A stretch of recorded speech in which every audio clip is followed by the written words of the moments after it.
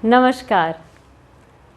आज हम लोग फिर एक गर्मी से संबंधित ही बहुत महत्वपूर्ण जानकारी आपको देना चाहते हैं और एक ऐसी भ्रांति को दूर करना चाहते हैं जिस भ्रांति के कारण हम गर्मियों का पूरा मज़ा नहीं ले पाते हैं। तो आज हम जब भी गर्मियों के बारे में सोचते हैं, जैसे ही गर्मी के मौसम के बारे में हम सोचते हैं, साल भर जब हम गर्मी का इंतज़ार करते हैं तो गर्मियों के साथ हम क्या चीज़ जोड़ते हैं? सोचिए। हम उसके साथ जोड़ते हैं गर्मियों में आने वाले रसीले फल। और रसीले फल का नाम लेते ही सबसे पहले कौन से फल का नाम दिमाग में आता है? बिल्कुल बिल्कुल सही, सबसे पहले दिमाग में आता है फलों के राजा आम के बारे में। तो फलों के राजा आम को जितना हम लोग पसंद करते हैं उतना ही हम इसको खाने से घबराते भी हैं। क्यों?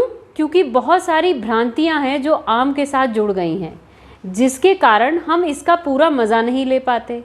तो आज हम इसी भ्रांति को दूर करने का प्रयास करेंगे, जिससे इस गर्मी में आप पूरा आम का मज़ा ले सकें। तो चलिए आज हम शुरू करते हैं अपना इस वीडियो और हम ख़ास बात करते हैं आम की।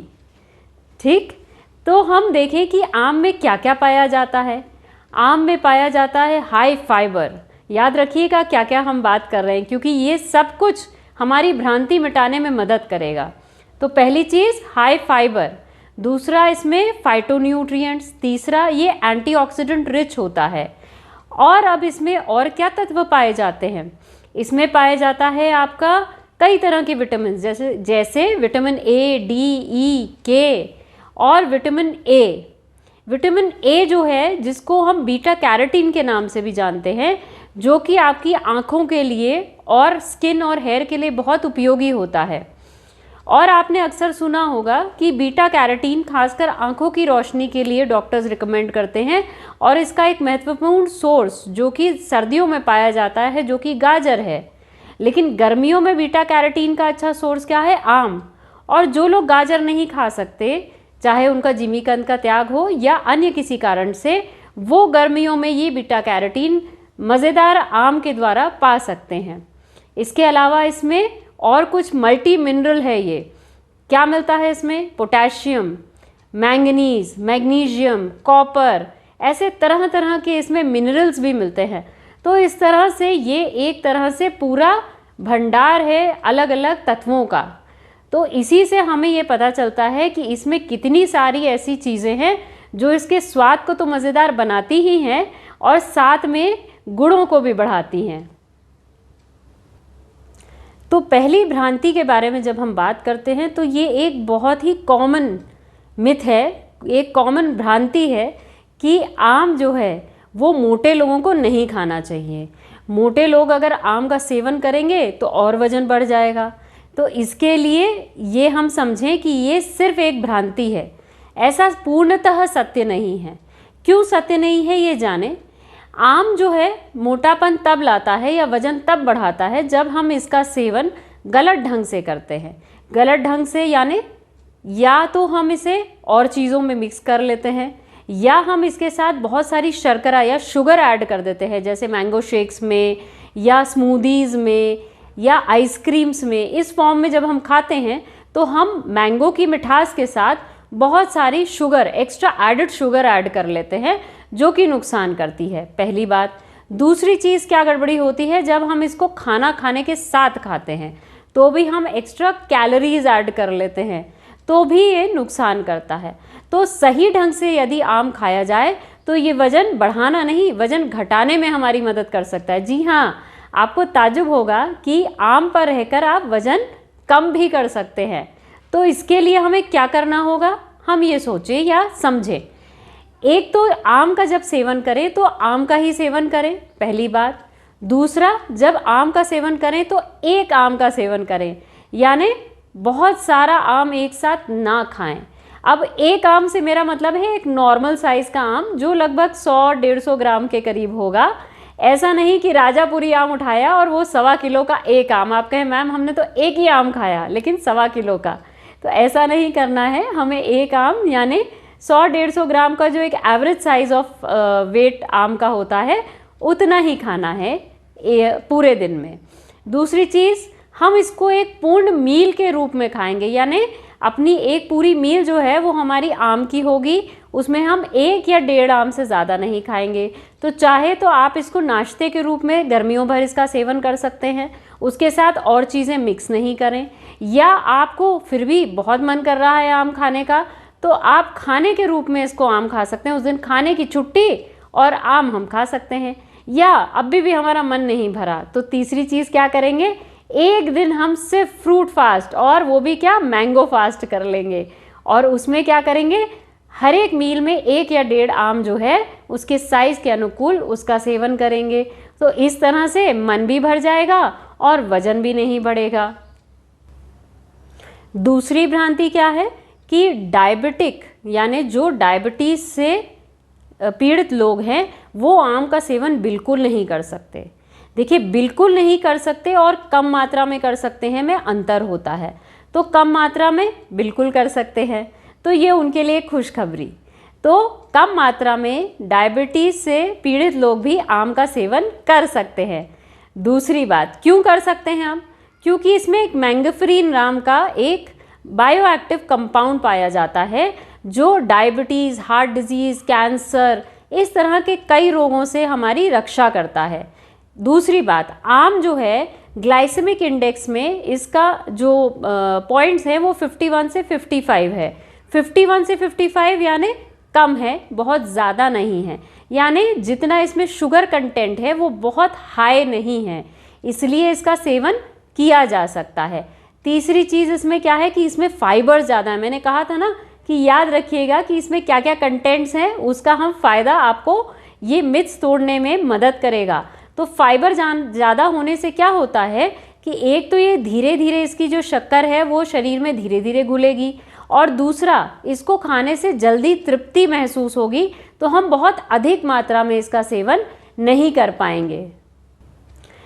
तीसरी भ्रांति जो है आजकल के बच्चों को बहुत ज़्यादा होती है, खासकर लड़कियों को, कि आम खाएंगे तो हमारे पिंपल्स निकल आएंगे, एक्ने हो जाएगा, इसलिए हम आम नहीं खाएंगे। लेकिन ये भी सोच गलत है, क्योंकि फिर वही कि हमने इसके क्या क्या गुण पता करे थे कि ये हमारी स्किन के लिए, हेयर के लिए बहुत अच्छा होता है, क्योंकि इसमें विटामिन ए पाया जाता है, और विटामिन ए हमारी स्किन और हेयर के लिए बहुत अच्छा होता है।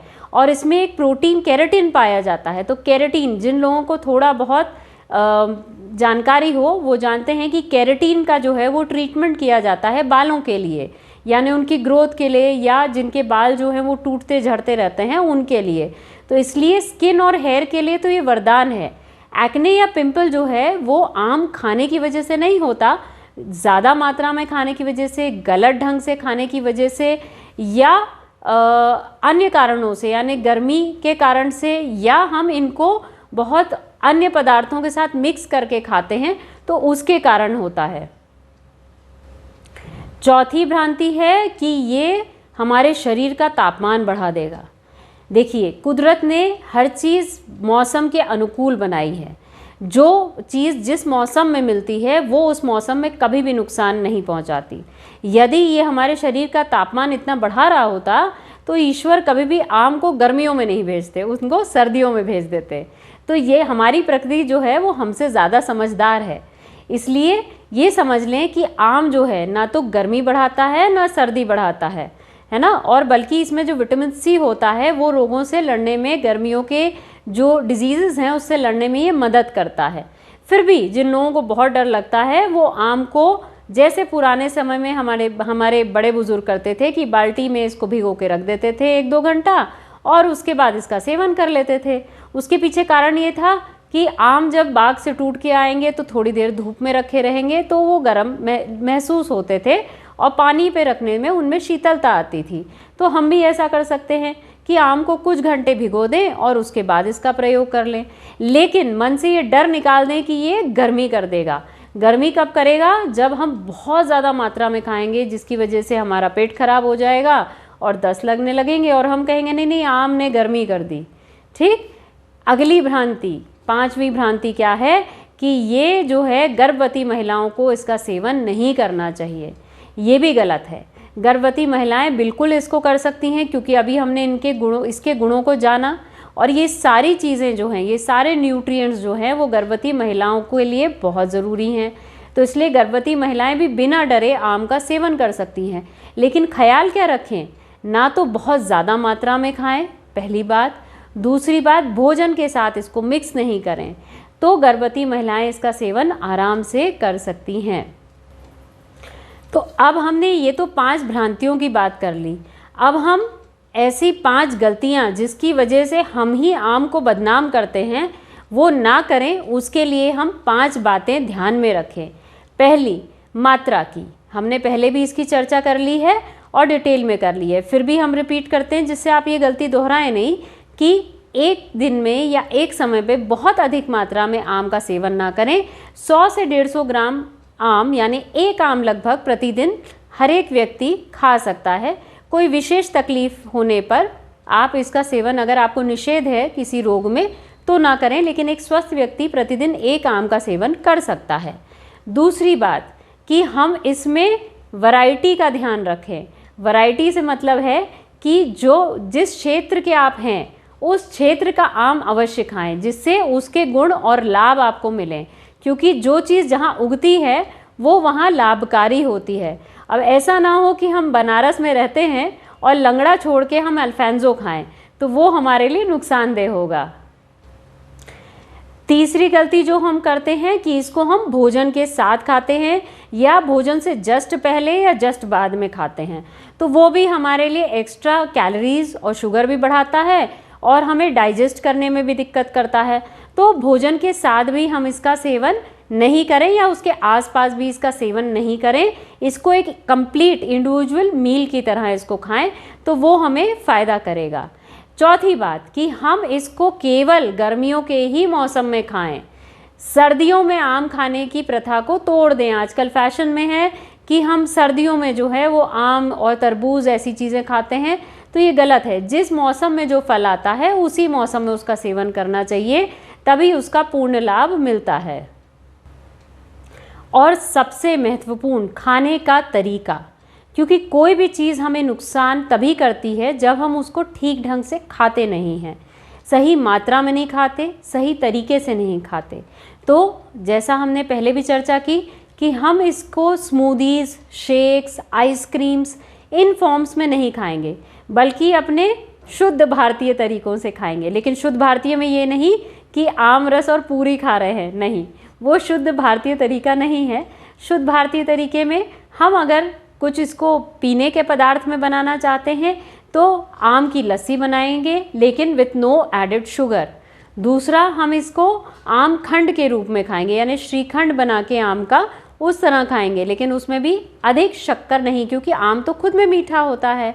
और इसके अलावा हम इसका शरबत बना के ले सकते हैं, जिसमें कच्चे और पक्के आम दोनों मिक्स करके, और इसका बहुत अच्छा शरबत बनता है जो कि बच्चों और आने वाले मेहमानों को उसका स्वाद बहुत अच्छा लगेगा, और बोतल बंद जो आम रस मिलते हैं उसकी ज़रूरत ही महसूस नहीं होगी। और इसका रायता भी बहुत बढ़िया बनता है, जो कि कड़ी पत्ता आदि से छौंककर बहुत टेस्टी सा बनाकर हम इसको खा सकते हैं।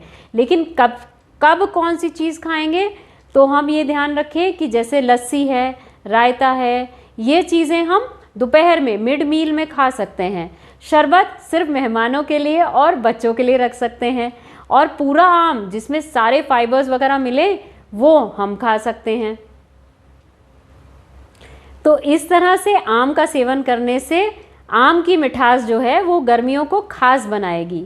इसलिए इन सब बातों का ध्यान रखते हुए गर्मियों का खूब मज़ा लीजिए और आम का भी मन भरकर और पेट भरकर लाभ लीजिए।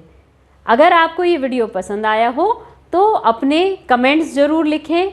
यदि इसके बारे में और जानकारी चाहते हो तो वो भी अवश्य बताएं। इसके अतिरिक्त आप इसको लाइक करें, शेयर करें। जिनको डर लगता है आम खाने से उनके साथ तो ज़रूर शेयर करें, और चैनल को सब्सक्राइब करें, जिससे और इस तरह की अच्छी बढ़िया बातें हम आप तक पहुंचा सकें। धन्यवाद।